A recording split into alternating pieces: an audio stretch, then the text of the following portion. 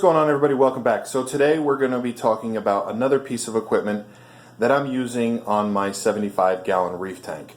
That piece of equipment is right down here in the back. That's my return pump.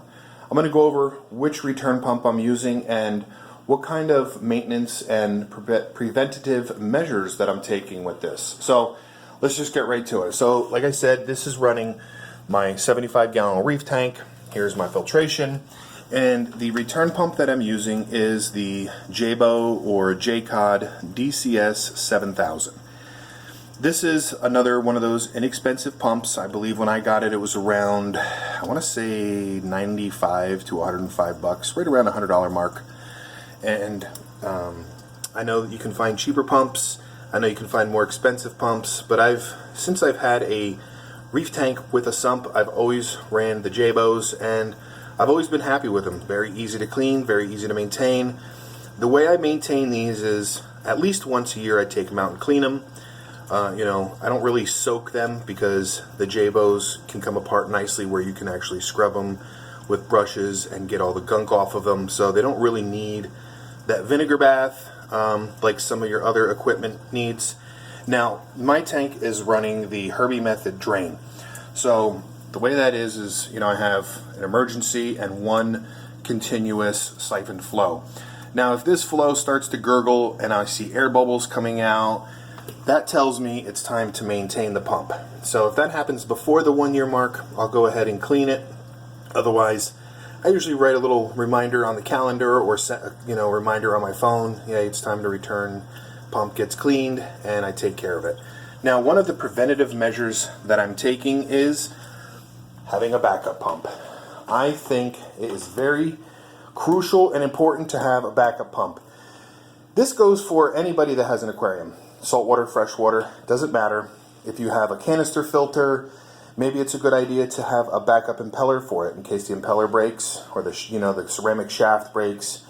If you have a hang on the back filter, same thing. Maybe have a backup motor, wouldn't hurt. Or even have a backup the entire canister filter as your backup, or an entire hang on the back filter as your backup, because what could happen is if your return pump goes bad and you don't have another one, and it's Sunday and it's like late at night and you can't take the next day off, or you have to order something and it's going to just take a week to come in, what's going to happen is you're going to have to take your heater out, you're going to have to put it in your display. Your power heads in your heater will keep the tank alive, but what's going to happen is all the beneficial bacteria in your sump, in your filtration, whether it be marine pure spheres, Chaeto, anything like that, the water's going to get very cold very quick.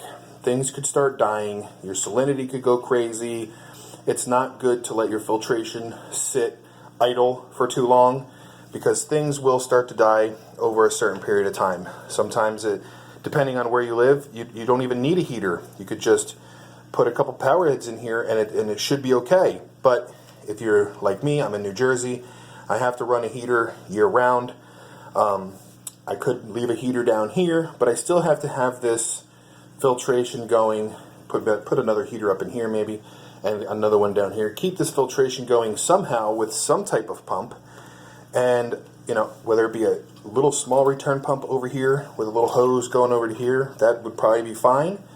But if you're going to have a backup pump, it might as well be something very similar or the exact same as the one you're currently running, because since I have the exact same as my backup, if something ever goes bad, there's a union nut right here attached to it. I just take that union nut off, disconnect this power from the controller, and I'm back up and running in about 5 minutes. Now, another thing with Jebaos is that just because this controller down here may be the same, these controllers do go bad.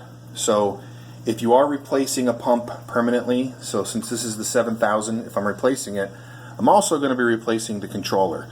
Even though this may seem good, I'll keep it as a backup, but you want to match the new controller with the new pump. That's just how I've seen things. I've had a power head go bad, and I changed out just the power head, and it still had issues, and I came to find out that it wasn't the power head, it was the controller. So that's that. That is the little video for today. hope maybe that helped you. Maybe you'll think to yourself, wow, I should definitely go get an impeller for my canister filter, because canister filters, once they stop running, there's no real way to get them fired up again unless you have a new motor for it. But usually it's just the shafts for the impeller or the impeller themselves. Same thing as a hang on the back filter. And if you have an all-in-one, you know, maybe get a little maxi jet as your backup, or like I said, just match it. You know, it'll be worth the money, because if you have a ton of stock, if you got $500 worth of stock and fish in here, or all your beneficial bacteria, if you didn't just go spend that extra $50, $100, whatever, on a pretty decent return pump, it could kill your stock.